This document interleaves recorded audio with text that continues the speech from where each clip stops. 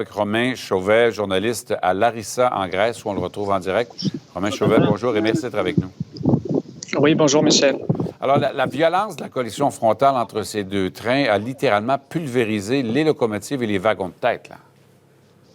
Absolument. Et vous savez, ici où je me trouve tout au long de la journée, c'est ce que nous ont dit les secours.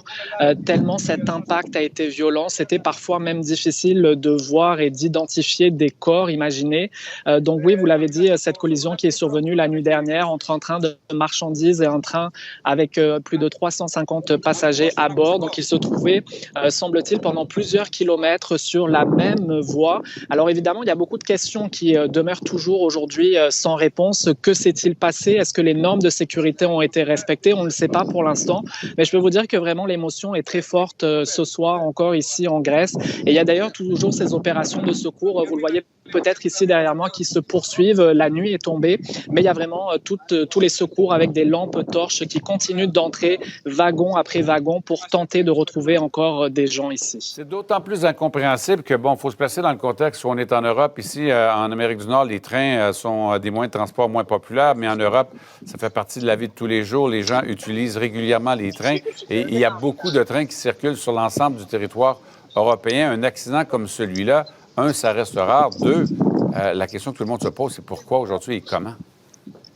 Oui, vous avez raison de le souligner, Michel. Vous savez, cette ligne de train passager entre Athènes et Thessaloniki, elle est très empruntée pour rejoindre cette deuxième plus grande ville en Grèce. Et d'autant plus ces derniers jours, parce que vous savez, ici en Grèce, c'était une longue fin de semaine fériée.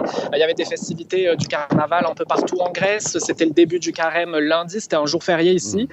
Donc il y avait, semble-t-il, beaucoup d'étudiants qui sont descendus de Thessaloniki vers Athènes pour célébrer tout au long de la fin de semaine. Et certains d'entre eux se trouvaient donc dans ce train pour retourner à Thessaloniki. C'est pour ça que dans le bilan, on parle de plusieurs étudiants notamment. Donc ça ajoute encore plus d'émotion à ce drame, je vous dirais, en Grèce. Ici, la Grèce qui a d'ailleurs décrété 3 jours de deuil national. C'est ça, on a affaire à une nation sous le choc. Il y a le chef de gare qui a démissionné, là? Oui, en fait, le chef de gare a été arrêté un peu plus tôt aujourd'hui par les forces policières. Il devrait comparaître demain. On l'accuse de négligence ayant entraîné la mort de plusieurs personnes ici. Et puis, il y a également eu aujourd'hui la démission du ministre des Transports en Grèce. Il s'est rendu un peu plus tôt ici, où je me trouve, sur cette scène de l'accident. Et quelques heures après, il a annoncé sa démission, disant que c'était la chose à faire par respect aux victimes et qu'il y avait encore de nombreuses lacunes sur le système ferroviaire en Grèce. Et puis, vous savez, Michel, ici en Grèce, on se préparait dans les prochains jours à un déclenchement des élections. En fait, le Premier ministre devait prendre la parole ce vendredi pour confirmer la date des prochaines élections. On s'attendait à une dissolution du Parlement grec la semaine prochaine même. Mais évidemment, avec cette tragédie et ces 3 jours de deuil national, il faudra voir quelle sera la suite des choses pour ces élections ici en Grèce. Alors, on le disait, un choc terrible et le pays qui est sonné, la Grèce, en ce moment avec ça. Comment est l'ambiance sur le terrain là-bas, là? Ouais, ben, je vous dirais qu'ici, il y avait quand même aujourd'hui beaucoup de journalistes, très peu de personnes qui avaient des proches à l'intérieur, même si j'en ai rencontré un peu plus tôt aujourd'hui. Ils étaient sans nouvelles de certains de leurs proches qui étaient dans ce train. Mais je vous dirais que je me suis rendu également à des petits villages grecs aux alentours de là où s'est produit l'accident. Et vraiment, c'est la consternation, c'est l'incompréhension. Beaucoup de gens qui utilisent le train comme moyen de transport ici. Une jeune fille de 14 ans qui me disait, écoutez, maintenant, je ne sais même plus si je vais pouvoir prendre le train et me sentir en sécurité. Je vais peut-être y penser 2 fois avant de prendre le train.